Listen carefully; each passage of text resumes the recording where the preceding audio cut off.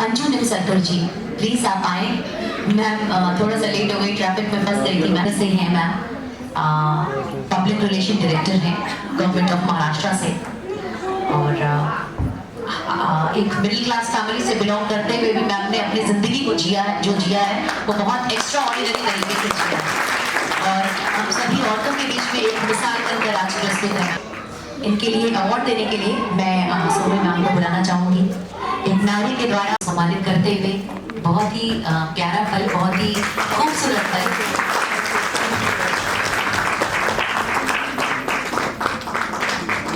पुरस्कार था, तो राष्ट्रपति भवन में जो पुरस्कार था उसी का खबर और कवरेज के लिए हमें इतना लेट हुआ है, इसलिए मैं माफी मांगती हूँ। माफी की हकदार नहीं है आप।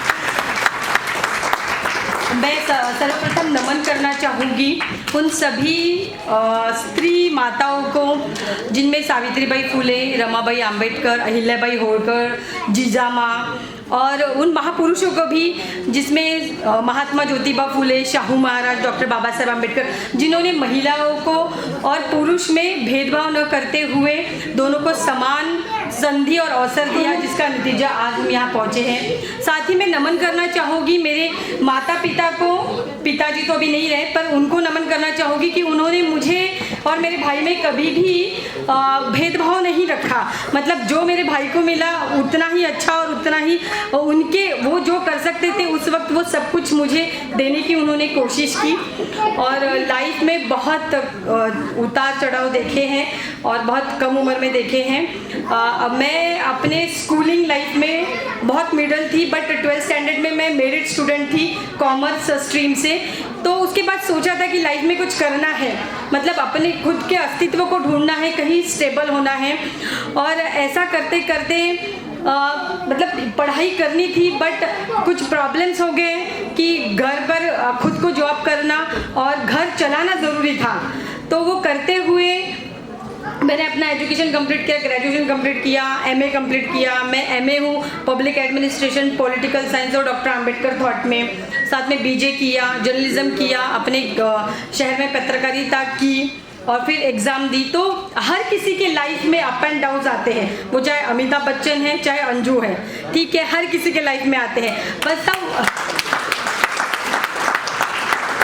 हम कैसे देखते हैं उसको और कैसे खड़े होते हैं ये ज़रूरी है।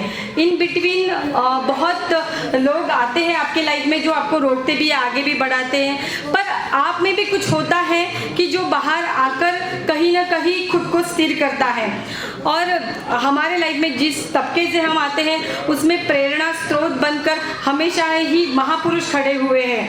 तो मैं सभी को चाहूँगी, महिलाएं मतलब जो कुछ करती है अपने लाइफ में, चाहे खाना बनाती हो या कुछ भी करती हो, तो खुद को कम ना समझे और अब खुद को ढूंढते रहे। खुद को ढूंढोगे तो खुद का अस्तित्व भी मिलेगा, और अपनी छोटी छोटी चीज़ों में खुशी ढूंढने की कोशिश करें। और हम कम नहीं हैं, हम आगे बढ़कर बहुत कुछ कर सकते हैं। और अगर आपको कभी ऐसा लगता है कि आप हार माने, तो आपकी दीदी, बहन, दादी या कोई भी गाइडेंस या फ्रेंड, कोई भी जो आपके लाइफ में आपको पुशअप कर सकता है, उनका हाथ ना छोड़े, उनका हाथ हमेशा थामे रखें और ढूंढते रहें, थोड़ा पढ़ते रहें और आगे बढ़ते रहें। तो यही कहना चाहूँगी। और मुझे ये अवार्ड देकर सम्मानित किया उसके लिए बहुत बहुत शुक्रिया, धन्यवाद, तहे दिल से धन्यवाद।